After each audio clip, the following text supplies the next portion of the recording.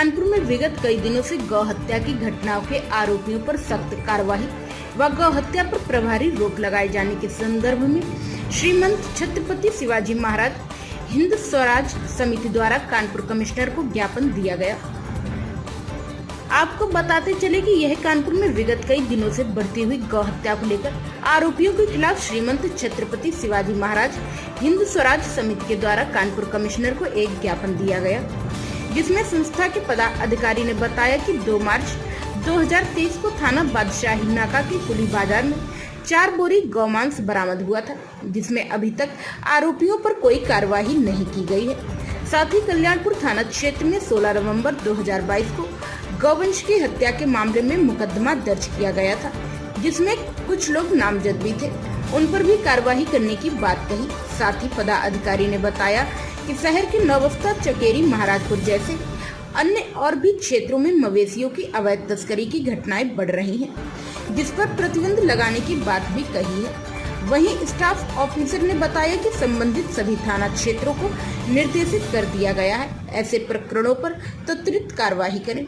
Prime संदेश news से संवाददाता अफजाल हुसैन की रिपोर्ट। मैं विक्रांत पांडे, श्रीमंत छत्रपति शिवाजी महाराज हिंद स्वराज समिति का अध्यक्ष हूं। आज कानपुर नगर के श्रीमान पुलिस आयुक्त महोदय को कानपुर में विगत दिनों घटी गौ हत्याओं की जो घटनाएं हुई हैं उसके संबंध में ज्ञापन दिया गया है।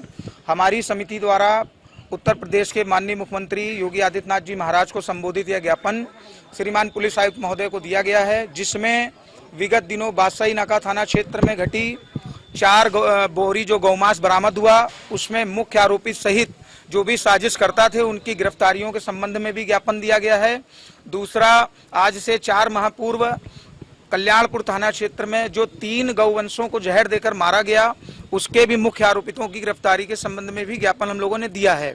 साथ ही साथ कानपुर जनपद के कई ऐसे थाना क्षेत्र हैं जो सीमा क्षेत्र में पड़ते हैं। चकेरी है, आपका जो है महाराजपुर थाना है, इसके अलावा नौबस्ता और नवाबगंज जैसे थाना क्षेत्रों में लगातार मवेशियों की गौकशी हो रही है, मवेशियों की तस्करी की जा रही है। संबंधित थानों पे सूचना देने के बाद भी संगठन द्वारा कई बार सूचनाएं दी गई, लेकिन कोई कार्रवाई नहीं की गई। हमें यह आश्वासन मिला है कि जो भी आपने ज्ञापन दिया है उस पर जो भी आरोपित है उनके खिलाफ सख्त कार्रवाई की जाएगी भविष्य में, और दोबारा इन घटनाओं की पुनरावृत्ति नहीं होगी। कार्रवाई होती है थाना स्तर से कार्रवाई इसलिए नहीं होती है कि संबंधित थाने के कर्मचारियों और वहां के अधिकारियों का उनको संरक्षण प्राप्त है, और जब भी ऐसी कोई गाड़ी हम लोगों के द्वारा पकड़ी जाती है या रोकी जाती है तो उसमें बड़े से बड़े लोगों के फोन आना शुरू हो जाते हैं। हम लोगों पर दबाव बनाया जाता है कि हम वो गाड़ियां छोड़ दें। तो इसलिए हम आकर के यहाँ पर कमिश्नर साहब को ज्ञापन दिए हैं कि जो ये गौ तस्करी हो रही है, जो ये मवेशियों की तस्करी हो रही है, इसको तत्काल प्रभाव से रोका जाए, इस पर प्रभावी नियंत्रण लगाया जाए। साथ ही साथ जो गौ हत्याएं पिछले दिनों हुई हैं उस पर कठोर से कठोर कार्रवाई की जाए।